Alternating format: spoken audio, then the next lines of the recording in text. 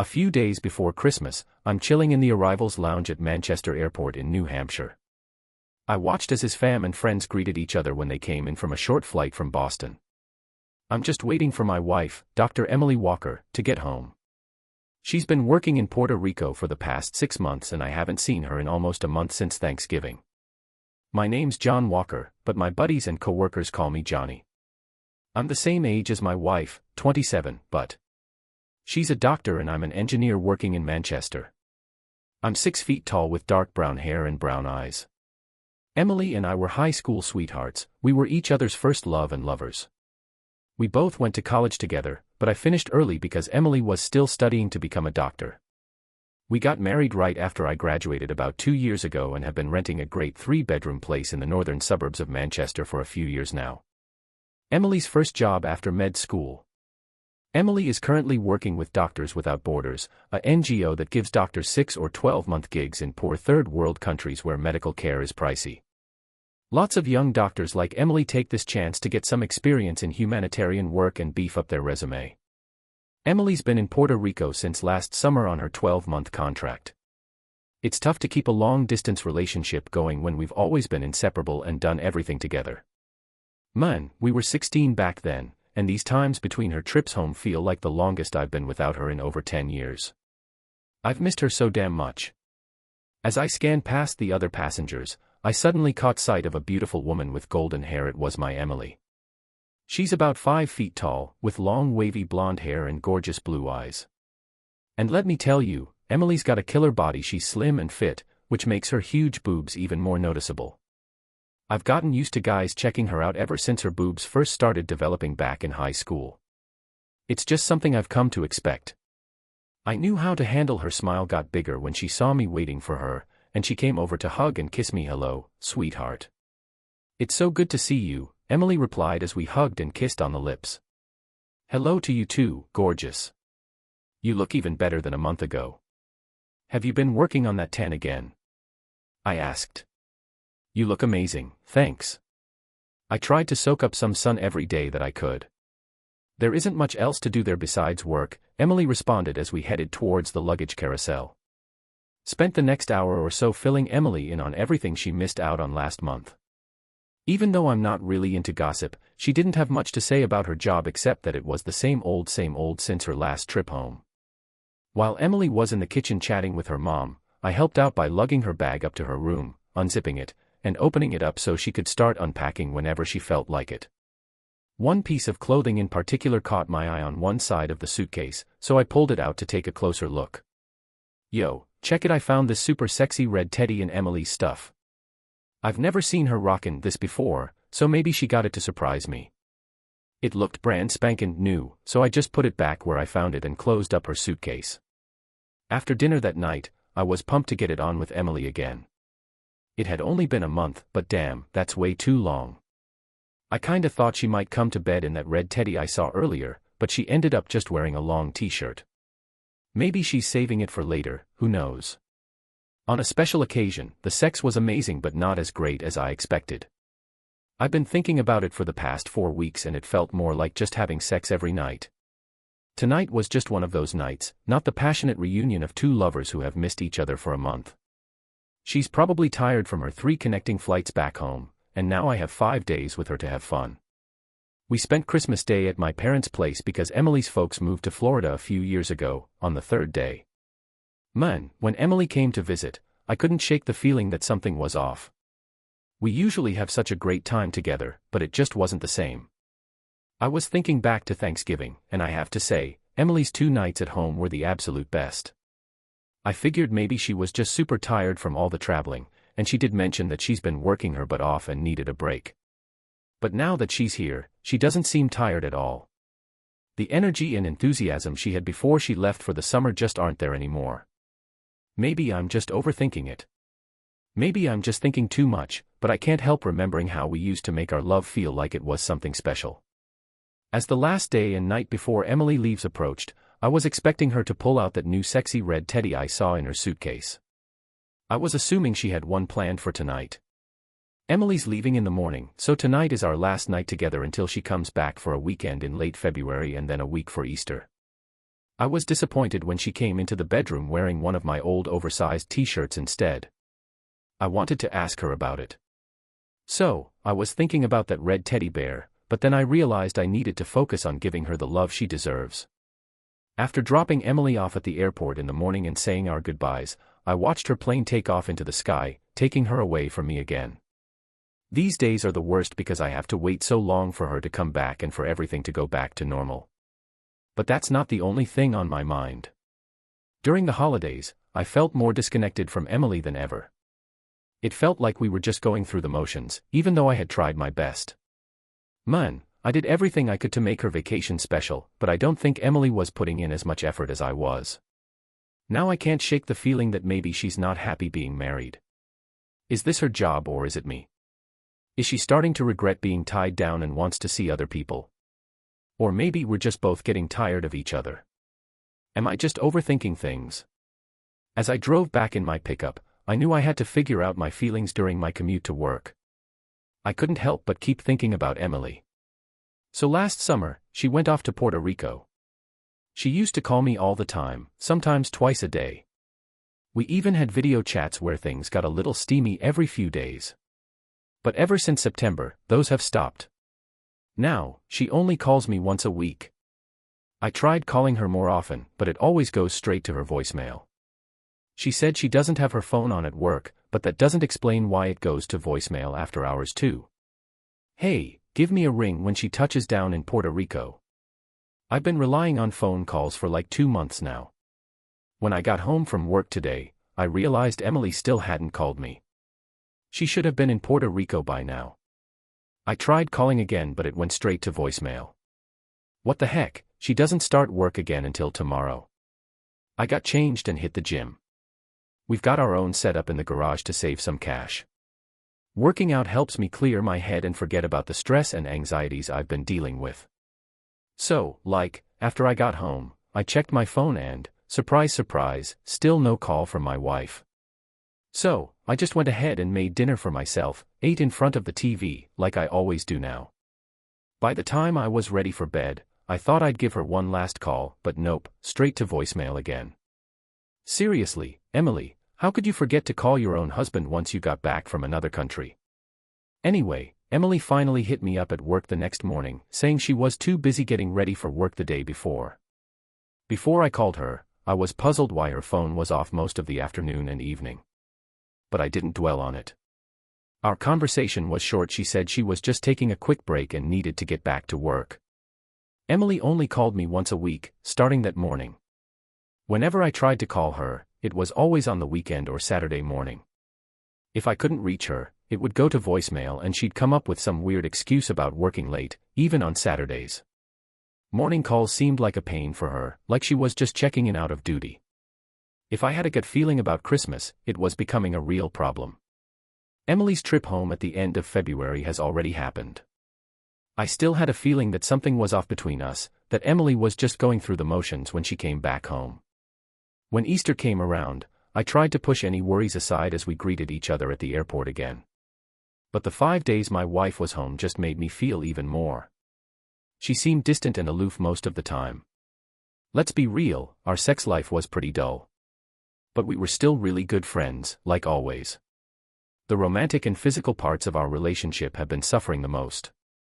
On the second to last day of her trip back home, I finally decided to talk to her about what was bothering me. Emily, is everything okay? We don't feel as close as we used to. I can't quite put my finger on it, but something just feels off. No, nothing's wrong with me.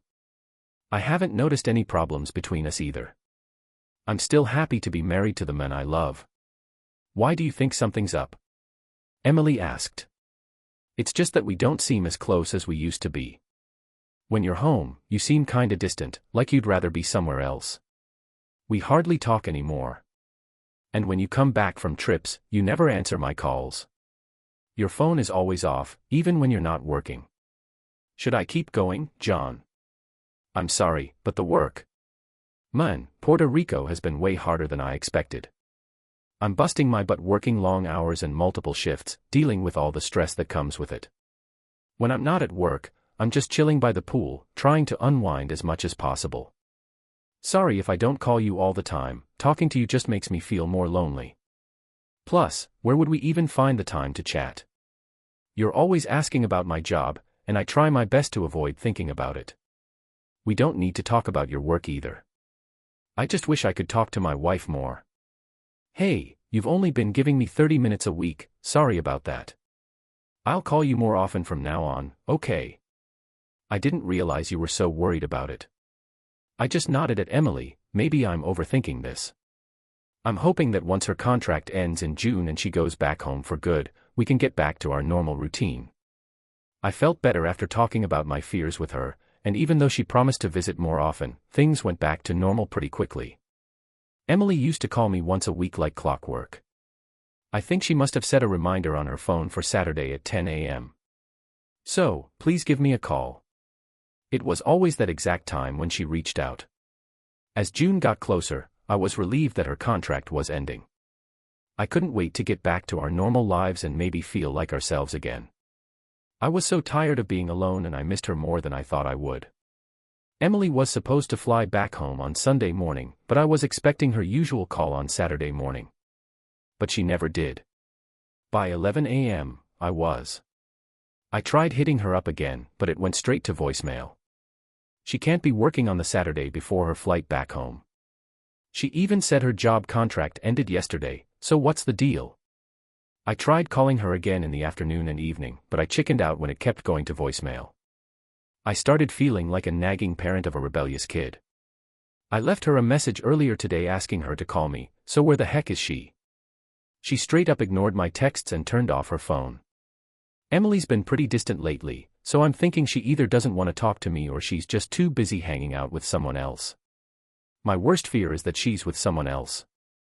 Finally, she texted me early Sunday morning, saying sorry for not replying sooner and telling me her flight details for when she's coming back home. Headed to Manchester at 3 p.m. so I had the whole morning to myself before going to the airport to pick her up. I made sure the house was all set and then went for a run before doing some exercise in our makeshift gym. Couldn't get Emily off my mind while jogging and working out. I'm worried she's been cheating while in Puerto Rico. Can't think of any other logical explanation for it. As an engineer, I always try to solve problems logically, and that's the only explanation I can come up with for Emily's behavior. Her behavior over the past year is probably why she's been reaching out to me less and less and acting more distant when she's at home. It could also be why her phone is constantly off when she's not at work and supposed to be with someone else. She probably doesn't want me to call her because she's cheating. It all adds up, but how do I confront her about it? Do I just straight up ask her? I'm going off my instincts and the fact that she's never on her phone. I ain't one to gossip or start drama. I stick to facts and reality. I ain't gonna accuse her of something without proof. And what would it do to my marriage if I did? She knows I don't trust her, and it'd be even worse if she ain't even cheated.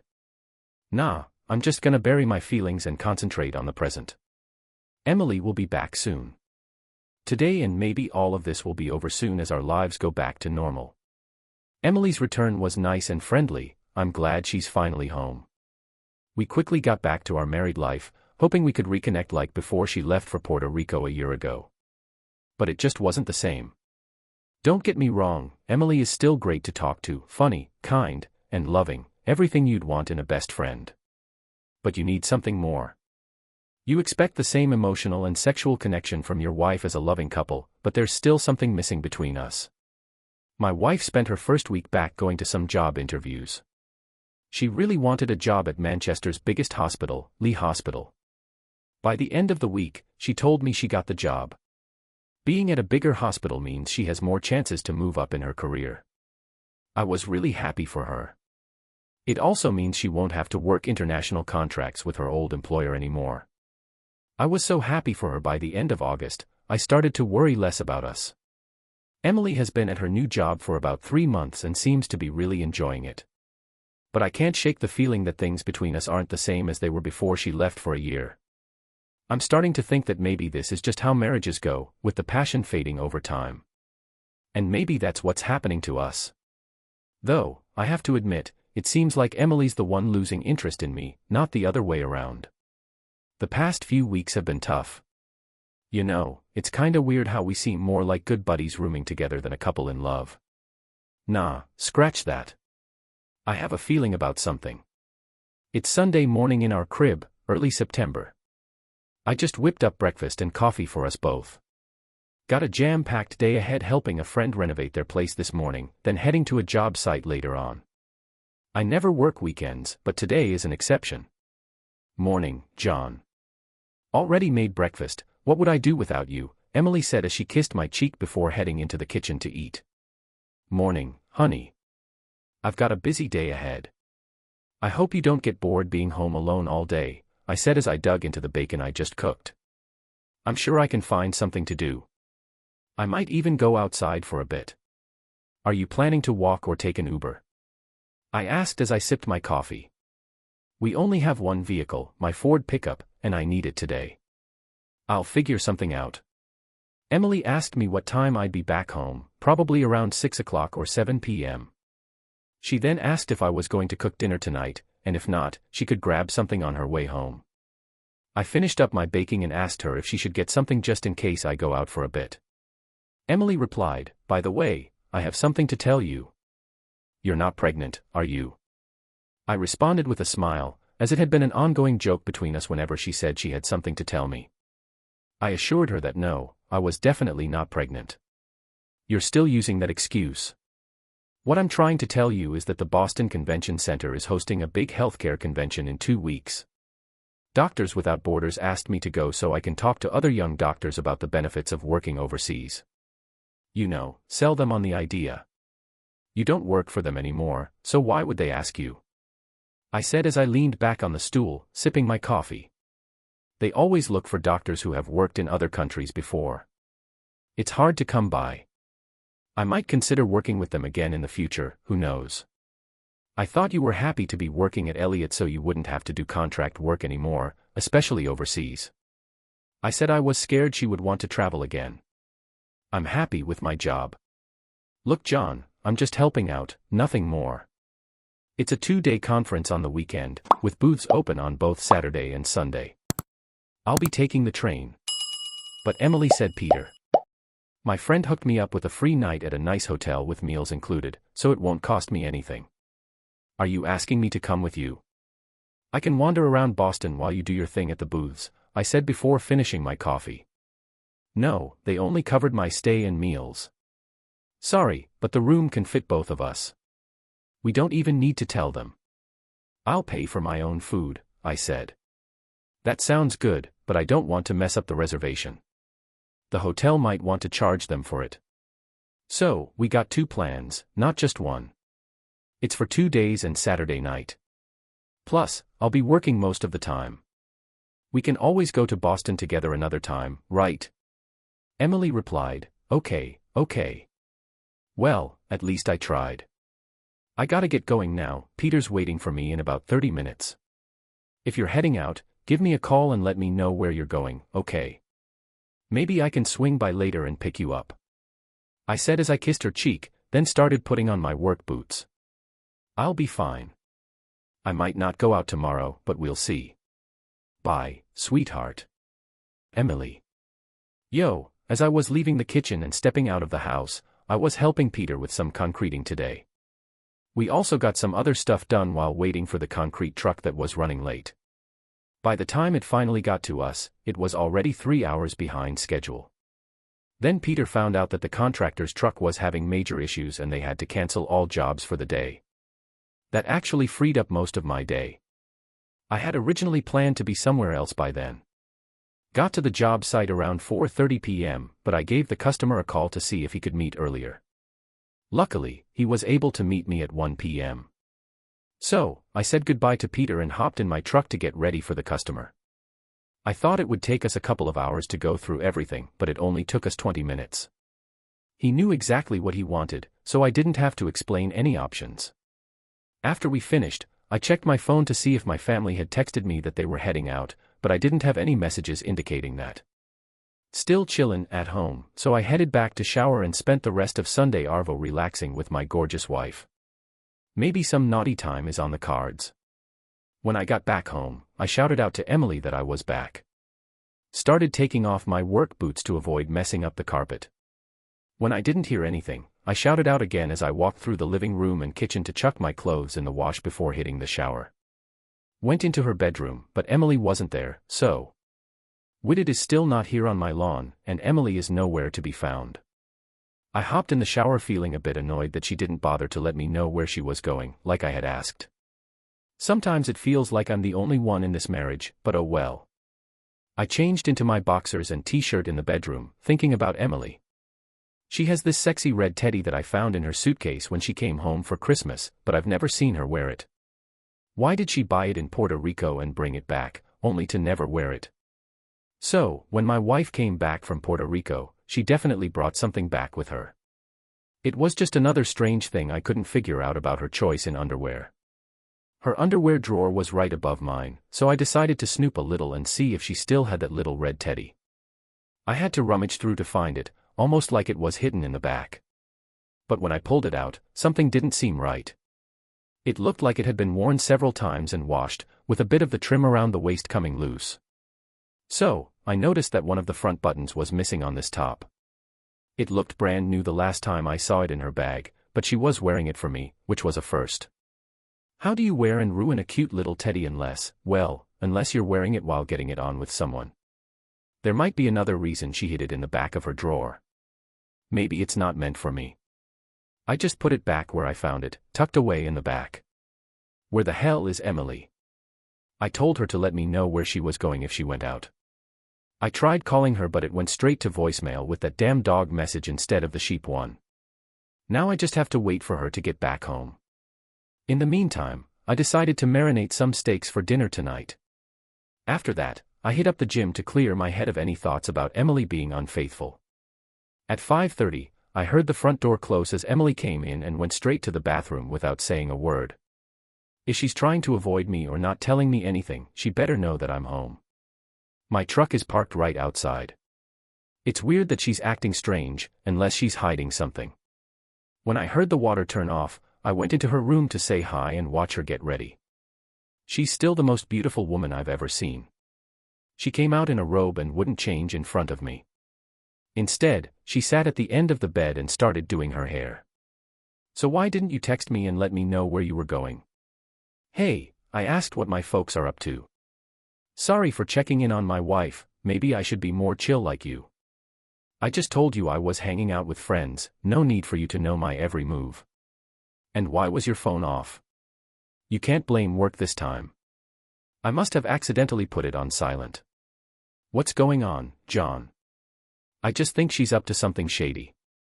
Emily thinks I'm cheating on her, but I have no evidence to back that up.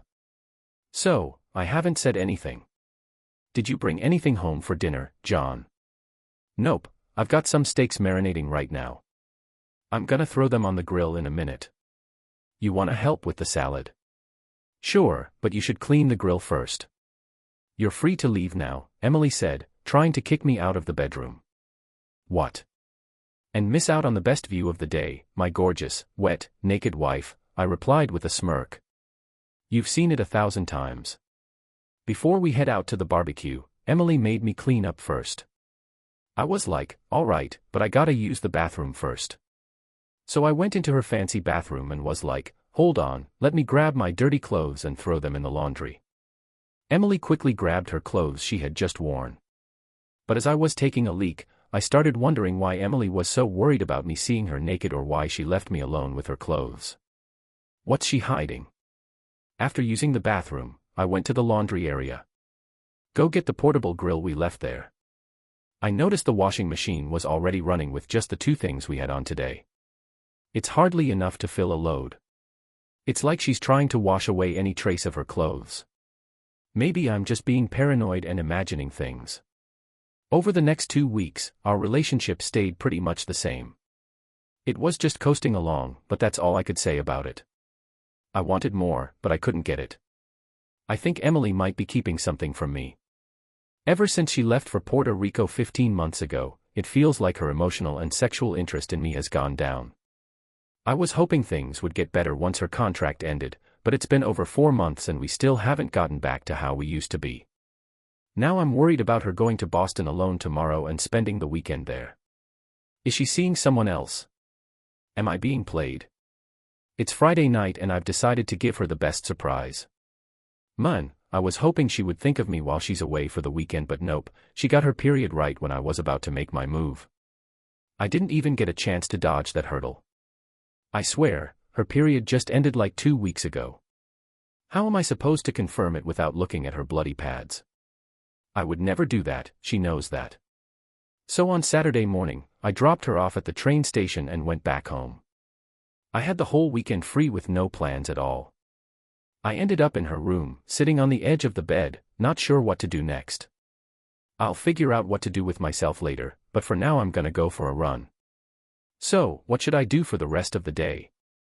I glanced over and saw that Emily didn't properly lock her underwear drawer after packing her overnight bag this morning.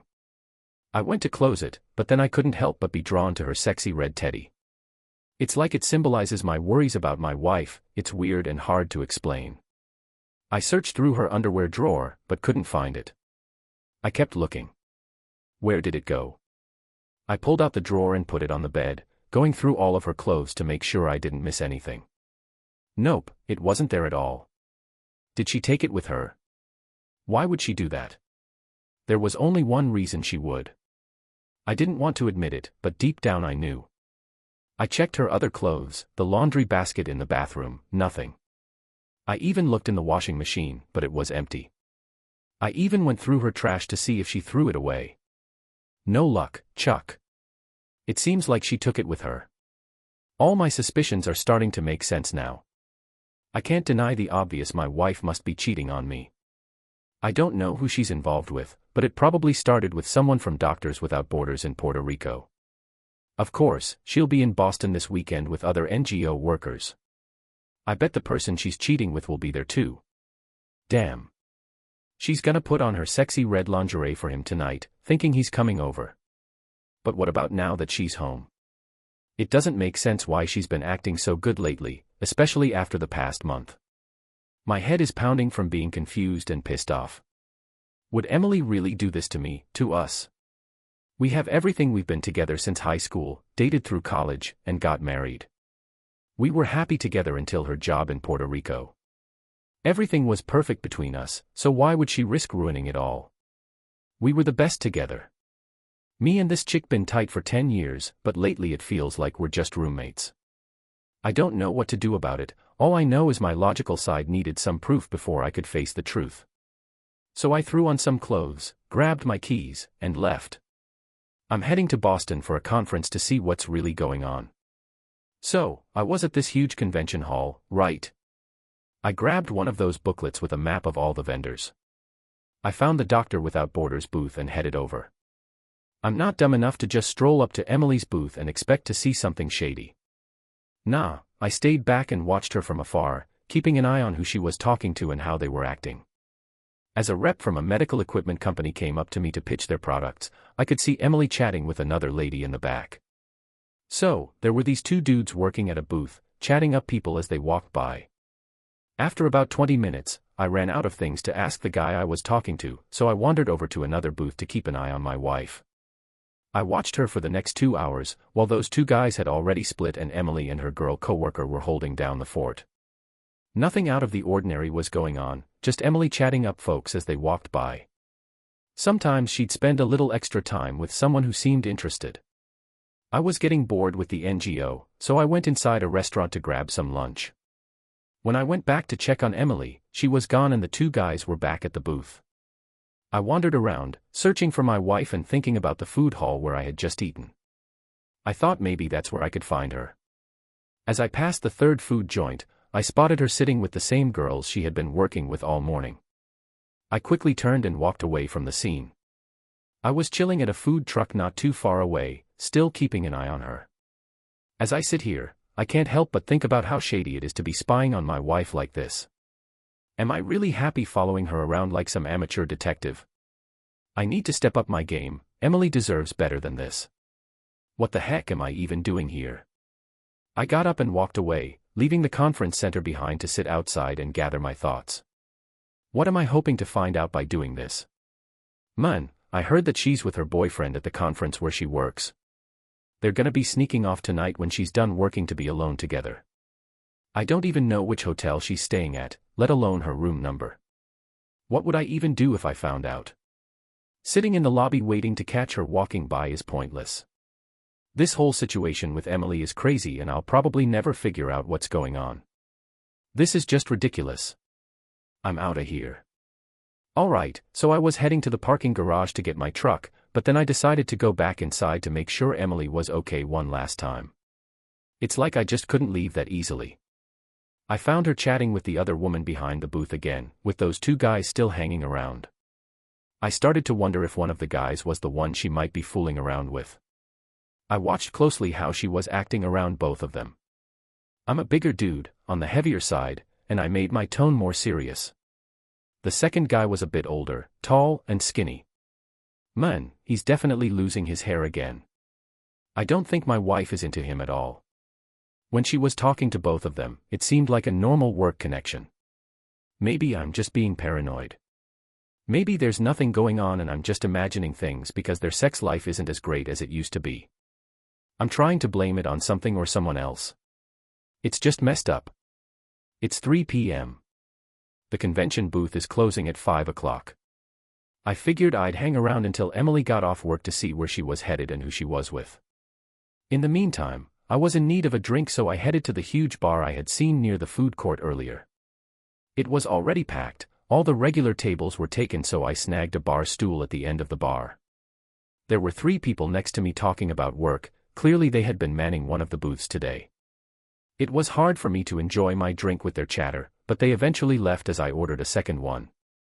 Hey, just having a light beer since I'm driving and not planning to crash here. After about 20 minutes, 2 other guys pulled up seats at the bar next to me. That's when I noticed they were the same dudes Emily was working with earlier. My first thought was that Emily might come join them soon and catch me here. But then I figured she and the other ladies were probably manning the booth until 5 p.m. So, those guys over there look like they're trading shifts with the 2 dudes sipping beer next to me. They started chatting about work, then moved on to gossiping about some guy they used to work with. They both knew him, and their convo went on for like 20 minutes. I started drifting off. It's almost 4 p.m. Man, as I chugged down my beer, I started wondering if I should just trust Emily and stop doubting her. I've never been the jealous type, but ever since she went to Puerto Rico, I can't shake this feeling. And then I remembered how she always turns off her phone when she's not at work. Our sex life has also taken a hit. Is she cheating on me? I finished my beer and couldn't shake the thought. Hey, I was just about to get up and go when the dude next to me brought up Emily. He asked the other guy if he had met Emily Walker before today, the hot blonde over by the booth. Then the bigger guy asked the other if he had been to Puerto Rico since Christmas. The guy said he hadn't been to Puerto Rico, he was working in Guatemala and Honduras recently. He mentioned he had never met Emily before today but thought she was really pretty and her husband was lucky. The older man was talking about the new guy when he said that. It made me feel pretty good about myself. Yeah, I am a catch. Man, I don't know if your husband is as lucky as you think. I was in Puerto Rico with her until last Christmas. Have you ever worked with Ryan Knight before?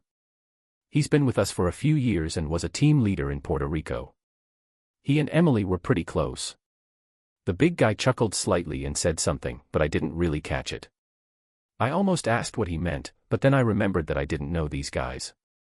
They were talking about my wife and Duke Dr. Reinhardt. I know him, I worked with him in Honduras last year. He seemed like a nice guy, happily married with kids. Did he really have a thing with Emily? Not just a thing, I'd call it a hot and heavy romance. They couldn't keep their hands off each other. Soon after she started working for us last summer, she showed up looking all pretty and innocent, like a flower just waiting to be picked. She was clearly trying to impress Ryan too, and I don't think he could resist. They were like a couple of horny rabbits, always whispering sweet nothings to each other while working. You could tell right from the get-go. We were all living together in dorm-style apartments, sharing them day and night. He even kicked out her roommate and moved in himself, which isn't supposed to happen when married people of different sexes live together like that. He only got away with it because he was the boss. The bigger person said I was dumbfounded. I had been wondering if something was going on all this time, and now this guy just lays it all out for me. I couldn't believe it, I felt numb. Wow, okay. Ryan did too. Will it finally come to an end? Is he back home now? Okay, so I was chatting with Emily about her hubby and kids, and just before I asked her if she's still in touch with Ryan. They used to be an item, living together and all that. It was obvious they were a couple, no secrets there. But get this, turns out he's now working with her at Elliot Hospital in Manchester. Started there just a month ago apparently. Emily hinted that she might have helped him land the job, but she didn't spill all the beans. Wait, did he get divorced? Did he leave his wife and kids for good? Elder Bolton basically confirmed it when I asked her. Well, if he's divorced now, she said, no, he's been working with her for a long time, whatever that means. Ryan probably told his wife he's going on a work trip abroad, but in reality, he's hooking up with the hottest young doctors in New Hampshire. He must have some nerve to lie to his wife like that. Seeing Emily while his wife and kids are at home is seriously messed up. So, this skinny dude said that, and I gotta agree with him. Emily has been hoarding wedding stuff. But let me tell you, you haven't seen Emily chilling topless on the beach in Puerto Rico. Her body and boobs are stunning, you might have a change of heart. But then the photographer said he couldn't do it, no matter how hot she is. It's just not worth it. She's married too, so now she's back to work and probably hooking up with Ryan again. And when she comes home to her husband, the older, slimmer guy said, yeah, I get it. It sucks to be him. Let's not talk about any of this when she gets here after 5, it's really none of our business if she wants to cheat on her husband. I bet Ryan will show up soon too, he wouldn't miss the chance to spend the night with her. I'm sure he'll keep going at it with her until the early morning. Hey, the big dude said, it'll be cool to hang out with Ryan again, but I don't think I'll have as much fun with him now that he's not being a good guy. I would never do something like that to my wife or kids, the construction worker replied. Come on, not even for someone as hot as Emily. Man, I'd do anything to not have to spend just one night with her, the big guy chuckled. But you're single, you don't have a wife or kids at home. There's more to life than just sex, even if she's a 10 out of 10. 10, so Emily the construction worker was like, okay, fair enough, just remember to keep quiet when Emily Ryan shows up, okay, and I was just trying to pick my jaw up off the floor after hearing them gossip about my cheating wife and her lover like that. I felt like I had been played, everything suddenly made sense, even her recent strange behavior. She's been seeing this guy behind my back again, probably spent the whole day chatting with him last Saturday when she was out. Why didn't she pick up the phone and why did she rush to take a shower as soon as she got home to wash her sole clothing? She didn't even want me to see her naked, probably because she still had marks from their duck session less than an hour before. I was so angry, I wanted to confront the bigger guy and ask him what else he knew. But instead, I tried to keep my cool as I got up to leave the bar. I swear someone bumped into me on the way out, I almost slipped. I ended up going back to sit in front of the conference center, it's already past 4:30. I don't give a damn about who those hot guys are, I just want to know if she's messing around with them. It's not about him, it's about Emily. I couldn't care less if he's cheating on his wife, I'm just worried that Emily is cheating on me. Her lying and sneaking around piss me off more than anything, especially since she started falling for this guy as soon as she got to Puerto Rico. Why didn't she just break up with me then? She finally had the guts to break it off the next time she came back home instead of pretending we could still hook up when she obviously didn't love me anymore. And now she's helping this guy find a job in our small town where everyone knows us. She's carrying on with her affair right in front of me, showing no respect for my feelings. It's like she's flaunting it in my face, and I just don't understand why she would do that. I gave her everything I had, we've been close friends and lovers since high school.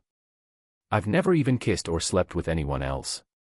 So, like, my wife is out there with some other chick, not giving a crap about me. How the hell did we even get to this point?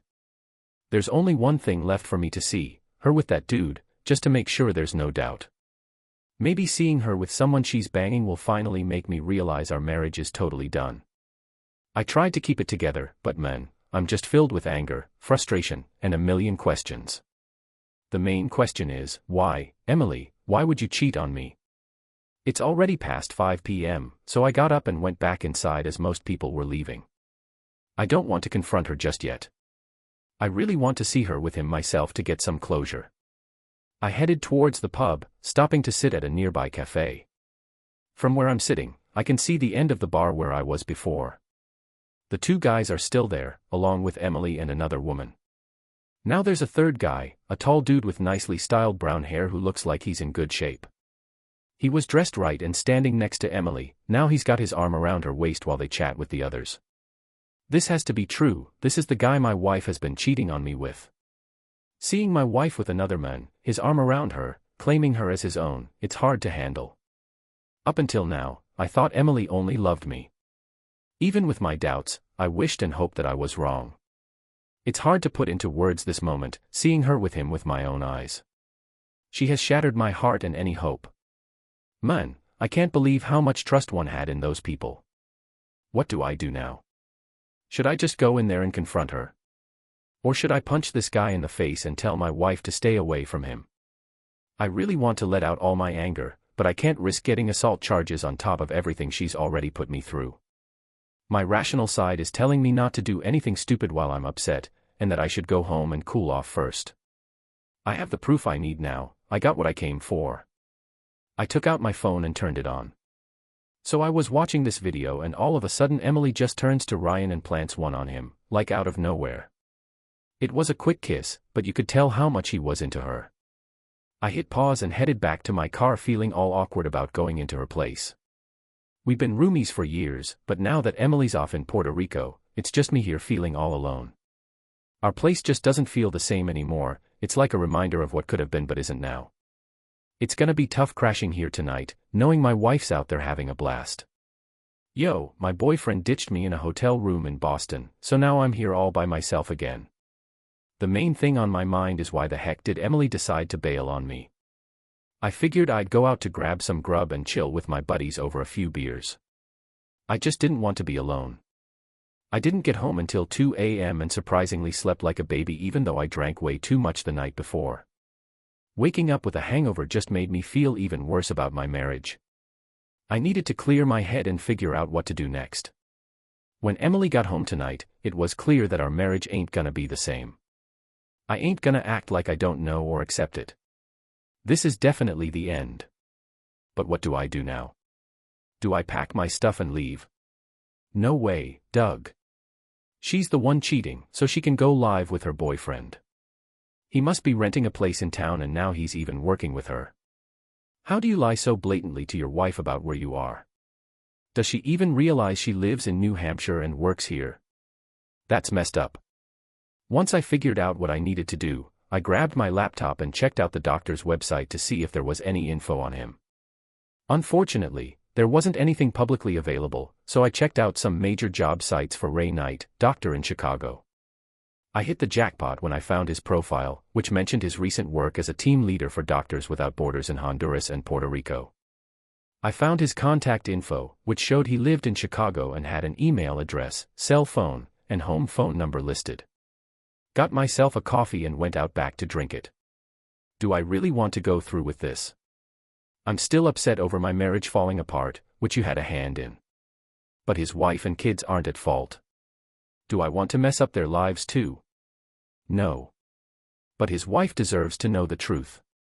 And he doesn't get to ruin my life and walk away with both my wife and his. I went back inside and called the number listed on the job website. Hey Melissa, it's Melissa Knight. I said, yep, that's me. Kevin from Doctors Without Borders called and asked to speak with your husband, Ryan, about a job opportunity. I told him, sorry, Ryan already works for you guys.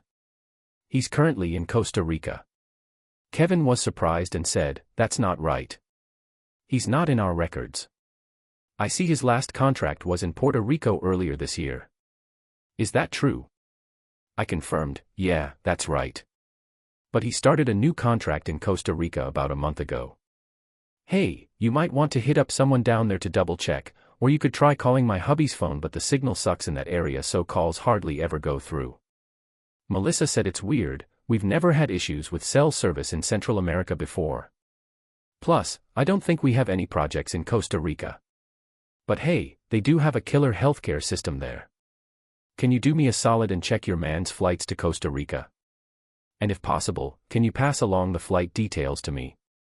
Okay, so we cover all the costs for the trips, so I can look them up in our system and sort this out quickly. I said, yes, of course. Just give me a sec, I'm not on my laptop at the moment. Ryan's wife said she needed a minute or two to check their emails on her laptop before she could respond. This can't be right. I can't find any email addresses for his flights. Let me check the flight booking sites we use. Thanks, Melissa. This will help me out a lot. Finish up everything in our database, I told her as she typed away on her laptop. Okay, here it is. That's weird, his flight was only from Chicago to Boston. Usually, he flies to Texas first and then connects to Central America. I don't know why he's going through Boston this time, and there aren't any other flights mentioned after that, Melissa responded. We never book flights through Boston unless our contractors live up in the Northeast. Let me check using the flight number you provided. Yeah, so I checked on my end to see what happened. Melissa then read out the flight number, and I acted like I was entering it somewhere. She said there was nothing in our database and that he never got in touch with us about that flight. I asked if he was definitely working on a contract for us, but she said there's no record of him being with the non-governmental organizations NAS that we work with. I even asked his wife, but she told me that the contract is actually with Doctors Without Borders in Costa Rica for 6 months. I'm completely sure about that, she replied. Well, I don't really know what else to say to you. Yo, he ain't working for us anymore and we haven't paid for any of his flights, hotels, or salary recently. Maybe if you check your bank statements, you'll see another flight he paid for. You might be able to figure out who's been paying him. I know it sounds crazy, but I don't have anything for him right now. That's why I called to offer him a job. I said, hold on, and then Melissa replied, give me a minute. I could hear her typing away, so at least she's doing something. Watch out for her husband now, she wants to know the truth. This can't be right, what the heck is going on? Melissa was talking openly, but it was clear she wasn't talking to me. She hasn't taken any money out of her bank account in the last month, how is he paying for things? Melissa said out loud again, maybe he got a cash advance before leaving. Maybe she has another bank account. I said no, we only have one joint account and there are no cash advances here. Why would he open another account? That doesn't make sense. Can't answer if there's been any recent money put into your shirt account. He must be getting paid while he's working abroad somewhere. I asked her and she said yes, there have been 3 deposits so far, same amount every week. All of them are bank transfers from another bank. And in the details, it says it's from a bank in Manchester, New Hampshire. Why would you send money to her account from a bank in New Hampshire? Hugan was like, this makes no sense at all, that's like an hour away. Wait, so you're saying the flight is only one way to Boston? That's kind of strange, I said, trying to get more information out of her. Yeah, we only have one other doctor from Manchester, New Hampshire in our database. She just finished a contract in Puerto Rico, where she was working for her husband for a year until June. What do you think you'll be doing in Manchester? Will you be working with her every day? Melissa responded, taking the bait. I'm just curious, it would make sense if you were, she added. He's already getting money transferred into his bank account from there. When I asked him about it, he tried to play it off, but his wife knew what was up. She couldn't understand why he'd be in New Hampshire with a woman who used to work for him. Why didn't he tell her about the trips and bank accounts? Melissa's voice trailed off as she realized what was going on. She just found out her husband is cheating on her and lying to her. Who is this other woman? She lives in Manchester, what's her name? Melissa practically insisted. Sorry, I can't give out details about ex-employees. My bad for sounding serious about it. But she's a doctor, right? Melissa asked. Yeah, I only deal with doctors for contracts, that's my job. I replied. Manchester is pretty big, there can't be that many hospitals there, she's gotta be at one of them. Melissa said. Sorry, Mrs. Knight, I'm lost. I pretended to be concerned. Don't worry, I'll find out where he works and what he does. Hey, what's new? I don't think my wife will want to work with you right now. Melissa responded, okay, sorry for the confusion I caused. I said I hope you figure it out. Don't worry, I will, Melissa said firmly before ending the conversation. It couldn't have gone any better, but why do I still feel like crap after? I can't stand reading about her life, even if her husband is the real reason. I'm just trying to help her find out the truth. Once everything was sorted, I had to figure out what to do with Emily. I decided not to leave, that's her choice. I went into the garage, grabbed 2 suitcases, brought them into the bedroom, and started packing her clothes. The suitcases were full before I was done, so I grabbed the last one from the laundry and packed the rest of her clothes and stuff from the bathroom. With that done, I moved all 3 suitcases just inside the front entrance, ready for Emily to arrive later tonight. I went to the gym before going for a run. Now I'm sitting here eating lunch and trying to plan out what I'll say to her and what she might say back. I'm determined not to lose my cool. I don't want her to see how much I'm hurting right now. I need to find the strength to do what she should have done a year ago. I'm finally ready to confront this once and for all. I watched some sports on TV to kill time. It's almost 6 p.m. It won't be long before Emily hits me up to come get her from the train station, which she reminded me of at 7:30 p.m. I grabbed my phone and switched it off so I could finish the game. I heard a car pull up outside and the door slam shut, followed by the sound of the front door opening and closing as Emily walked into the living room where I was chilling. I noticed her stop and let out a sigh. "John, why did you turn your phone off? You were supposed to pick me up." "I had to Uber home." "And why are all our suitcases by the front door?" Emily asked as she flopped down on the couch. "Hey, come sit on the couch next to me, I'm dead tired. This weekend has been crazy busy and exhausting. I seriously need a break to recharge." Emily kept talking even though I hadn't said anything yet. She handed me these suitcases filled with all your stuff. "I get why you're so wiped out from last night. I know who you were with. I know everything." I told her calmly. "John, what are you on about?" "You're not making any sense," Emily replied, sounding a bit worried. "Stop lying, Emily. It's over. You should have had the guts to break up with me a year ago when you started cheating on me. Since then, we've just been going through the motions. I didn't get it before, but I do now." I stayed calm and asked her, "What do you mean cheating? What are you saying, John?" "I love you." Emily's voice got higher as she replied, starting to realize that everything is falling apart. "Yes, you haven't loved me since that rainy night when you started fooling around. Man, I was on your case nonstop when you were in Puerto Rico, just like I said I would. I know everything." Emily stayed quiet, tears welling up in her eyes. Then she suddenly got up and ran into the bedroom, slamming the door shut behind her. I'm ticked off that she can't even own up to it now that she's been busted. Maybe she's been lying for so long that it's tough for her to come clean about what she's been up to. I just sit on the couch, watching TV. I'm not going to bother talking to her while she's knocking on the bedroom door. Tell her to come out so we can talk. It's all on her, she needs to take responsibility. It's been an hour since Emily stormed off into her room. I got hungry, so I went to the kitchen to make something to eat. As I sit at the counter eating my reheated stir-fry noodles, I hear a bedroom door open and see Emily, still red-eyed and teary, walk into the kitchen. She takes a seat on the other side of the counter and asks, "Can we talk, John? I have some things to say." "Sure, go ahead, let's hear it," I reply. I was slurping my noodles when I said, "I'm really sorry, I never meant to hurt you, not at all. I didn't want any of this to happen, Emily."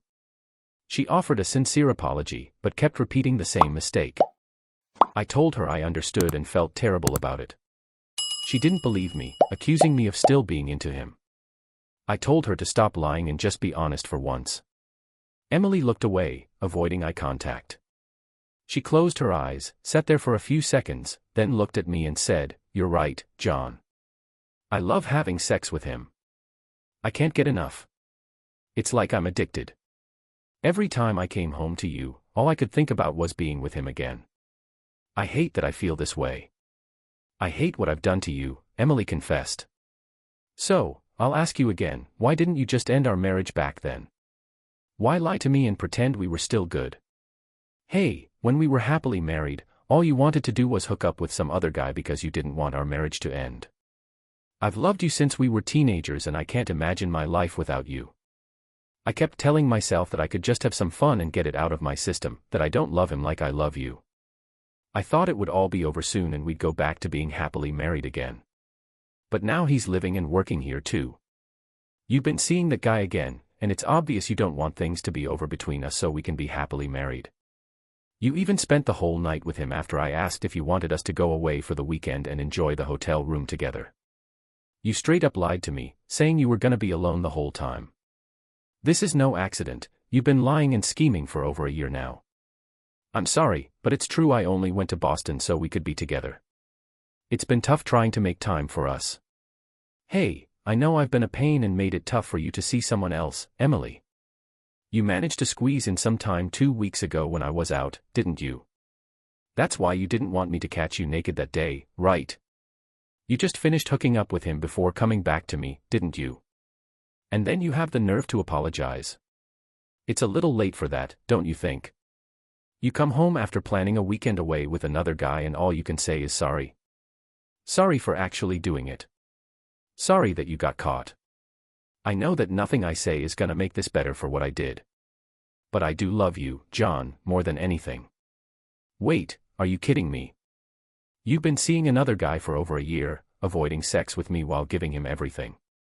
And now you're sitting here with a straight face saying you love me more than anything. Do you realize how full of crap that sounds? I get it, you're hurting right now and it's tough. Listen, it's all on me. I get that you're not trying to hear it right now, but I really do love you, John. I swear, my actions have made me realize it. Deep down in that messed up heart of yours, you know you still feel something for me. But let's be real, you're just fooling yourself at this point. There ain't no love left between us. You made sure of that as soon as you got back from Puerto Rico. All the lies, the deceit, the betrayal, the fronting, I see now why your phone was always on silent when you were out there. You were too busy with that guy, huh? You didn't even bother to call me back or talk to me after. You only cared about him. Well, now you can have him all to yourself. I couldn't call you, I felt so guilty. I knew I was wrong in hurting you, but I couldn't help it. I didn't want to stop. But hey, now you can talk to Magic Man Ryan whenever you want. You're free now. I'll do anything for you, I even packed your bags. I'm such a good husband, right? But John, that's not what I want. I want you. I've always wanted you and I always will. You're the only man I've ever loved, I swear, Emily almost begged this time. Like I said before, it's too late for that. If you honestly think I'd ever want to be with you after what you did, you must have even less respect for me than you've already shown. Do you think you can just say sorry and expect me to believe you love me? And somehow that's supposed to fix everything? With the damn dog. Emily, you've torn my heart out and stomped on it. Now you want to sit here and rub it in for good measure. Just grab your bags and get the hell out, our marriage is done, we're finished. I hate you so much right now, I said, finally letting my emotions show, even though I tried to keep it together. Emily started crying again as she got up and walked back to our bedroom. I finished my noodles and cracked open a beer. I deserve it after all that. Then I walked back. So, Emily just stormed into the living room and plopped down to keep watching the game on TV. I have no clue what she's up to in the bedroom, all her stuff is gone from there. She's probably sobbing and feeling sorry for herself because her perfect little world has fallen apart. Half an hour later, Emily came out of her bedroom and stopped in the living room to talk to me. John, I know you can't stand me at the moment. I deserve it and you won't believe anything I say, but I need to say this anyway. From the moment we started going out in high school, I knew you were the guy of my dreams, the guy I wanted to be with forever. Everything about you was perfect, and I loved you more than I ever thought I could. Even in college, when everyone else was out partying and hooking up, I never even considered being with anyone else but you. And I knew you felt the same way. When you asked me to marry you and we moved in together, I thought my life couldn't get any better. Honestly, I was on cloud 9. I was super happy when everything I ever wanted came true. I can't really explain why I ended up sleeping with Ryan while I was away. I could blame it on feeling lonely or missing you, or whatever excuse I want to come up with. But the truth is, I knew what I was doing and I wanted it to happen. I was fully aware of the consequences of my actions, but I tried to ignore it and convince myself that I wouldn't have to face the reality. I know that was dumb, but I was so scared of losing you and not having you in my life. I think I had become too dependent on you. I was too comfortable in our relationship, thinking you'd always be there for me. That's the only reason I can think of for why I let this happen. I know I've screwed up our marriage, but deep down I always knew this is where we'd end up. If I could go back and never go to Puerto Rico in the first place, I would, but that's just wishful thinking. I'm really sorry for hurting you. If you believe anything I've said, please believe that hurting you was the last thing I wanted. I hope that one day you can forgive me. Sorry, I hope you can move on and find happiness again. Goodbye, John. With that, Emily turned and walked out the front door, grabbing her suitcases and dragging them outside where I could hear a car waiting for her. She didn't say where she was going or if she was staying with him, and I didn't care. I think her little speech was more for her own benefit, trying to justify what she did in her mind so she can live with herself after everything. Hey, I just want to remember the good times we had, not how everything turned out. And if you're gonna leave, at least do it with some respect, not anger. But honestly, actions speak louder than words, and her actions have already made it clear where we stand. To say the next few weeks were tough would be an understatement. I could barely focus at work, all I could think about was Emily and what she did. After a while, I had enough and reached out to a divorce lawyer to start the process. You know, I thought it was best to just rip off the Band-Aid and deal with it rather than prolong the inevitable. Another thing is the house we used to live in together, even though we were just renting it. We've been in this place for a while now and everything here reminds me of her. Our lease is up in 2 months, so I decided to move out and start fresh. I was hoping that moving into my new apartment would be a fresh start and help me move on from the past. Just when I thought I was seeing the light at the end of the tunnel, my lawyer contacted me about the divorce papers. Alright, so I was all set to deliver and then I was asked for Emily's address, but I had no clue. I suggested he check where she works, maybe he'll find her at the hospital. Later that day, my lawyer called me with some bad news. Turns out Emily got fired from the hospital. Apparently, Dr. Ryan Knight's wife, Melissa, filed for divorce and Emily was named in the court papers along with her workplace. The hospital boss kicked out Emily and Ryan. Emily got the boot for sending Ryan their way without telling them they were tight, and Ryan got the boot for not spilling the beans about their relationship. Basically, the hospital said, "See ya," to both of them. So, where's Emily at? How do I get my lawyer to track her down and serve her the divorce papers? I gave him her folks' address and info in Florida, maybe he can reach out to them to get the scoop. And then there's Melissa, Ryan's wife. Maybe she knows where her hubby is crashing now. I called Emily's landline this time. Instead of saying hello, Melissa picked up. I said, "Hello, Melissa. You don't know me, but we've chatted before. Last time, I told you I was Kevin from Doctors Without Borders." Melissa remembered and thanked me, saying she wouldn't have known about her husband's affair if it wasn't for me. I introduced myself as John Walker, married to Dr. Emily Walker, the woman cheating with her husband. Melissa knew who Emily was and asked, "Are you serious?" Hey, so, 2 people who are still married are in some trouble. That's why I'm reaching out to you. I was hoping you could lend a hand this time. I offered to help if I could, and Melissa said yes. Both Emily and Ryan got fired from Ellie Hospital because they filed for divorce and listed the hospital as their employers without telling anyone about their personal relationship. Yeah, crazy, right? I talked to the hospital administrator and basically told her she needed to do something about it. I even threatened to expose them for letting married employees hire each other. Hey, so Melissa wasn't keen on getting involved with the whole hospital blessings thing. Anyway, the reason I'm calling is because my lawyer is trying to serve Emily with our divorce papers, but I have no idea where she's at these days since she got fired. Do you happen to know where Ryan is living? Maybe the family is with him. I actually know where Ryan is. He's back here in Chicago, staying in an apartment near her place. He says he wants to be close to his kids. Sure, but why though? He's been living and working overseas for most of their lives so far. I don't think he'll stick around for long. I'm not sure if he's brought Emily here with him. Melissa told me, "Can I get his address from you?" Maybe my lawyer can contact him and find out if my my ex-wife, is living with him. I know it's tough to stop thinking of her as your wife, same for me. Stay strong though, John. We'll both get through this in the end. I'll text you his info. Hey, I'll fill you in on the details after we chat. Thanks, Melissa. I hope you're hanging in there. I can't even imagine how tough this must be, especially with kids. They're actually handling it pretty well, probably because their dad has never really been around much.